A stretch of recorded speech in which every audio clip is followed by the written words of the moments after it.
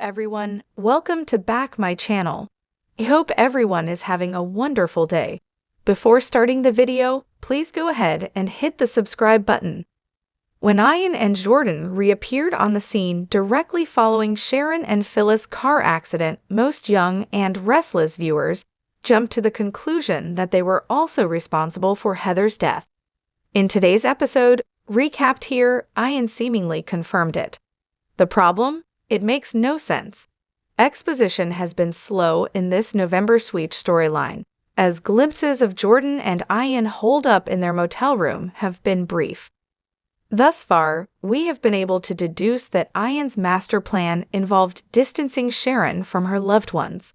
What better way to do so than to land her in prison or Fairview? The dastardly duo got to bickering today, as Jordan took issue with Ian, asking her to venture out to see how Sharon's daughters were reacting to her confession and arrest. One line, in particular, caught our attention.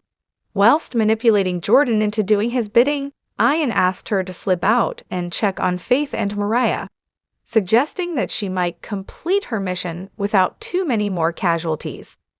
This strongly suggests that Jordan was responsible not only for causing the car crash that landed Phyllis in a coma and led to Sharon's guilt-ridden confession, but also for the death of Heather as a means to an end. But the reveal leaves us with a whole new mystery that we're probably not supposed to be questioning too closely. If Jordan was at Daniel's apartment at the exact moment Sharon blacked out and took advantage by hitting Heather over the head, she must have been following the beleaguered blonde. That's all fine and good, unless you think about it in the context of Ian and Jordan's most recent conversation. She bristled at his suggestion that she leave the motel room to see how Faith and Mariah were reacting to Sharon's arrest. Eyes flashing, Jordan informed him that this put her at too high a risk of discovery since she's supposed to be in prison. But why would she react this way now if she's already been following Sharon around 24/7 for weeks waiting for an opportunity to set her up for a crime? Because that's exactly what she would have been doing in order for this to make sense.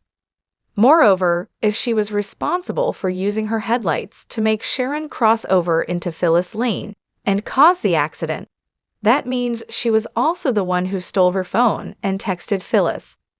How on earth would she have arranged for Phyllis to head to Sharon's house at the exact same time Sharon decided to go home to look for her phone? She couldn't possibly be in two places at once to know what both were doing, and Ian clearly wasn't involved as he was back at the hotel awaiting a report. More questions. How was Jordan texting Phyllis nonstop while also driving and following Sharon's car so closely? And why were Phyllis and Sharon both shown driving on a highway, but the wrecks ended up on the property of the Newman Ranch? Surely it doesn't have a major road that close to the houses. Getting even more nitpicky, if Sharon and Phyllis were both headed to the same location, wouldn't they have been heading in the same direction?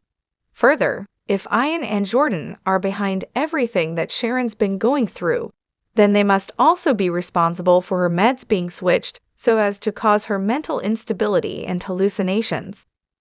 But how could they have known what the drugs would or wouldn't make her do?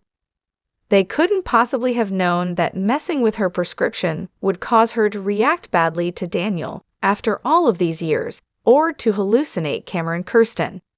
It's looking like quite a stretch at this point. As much as we love the return of Ian and Jordan, one has to admit that their involvement makes Sharon's storyline more than a little convoluted. That said, we don't have all the information yet. What do you think? Let us know in the comments.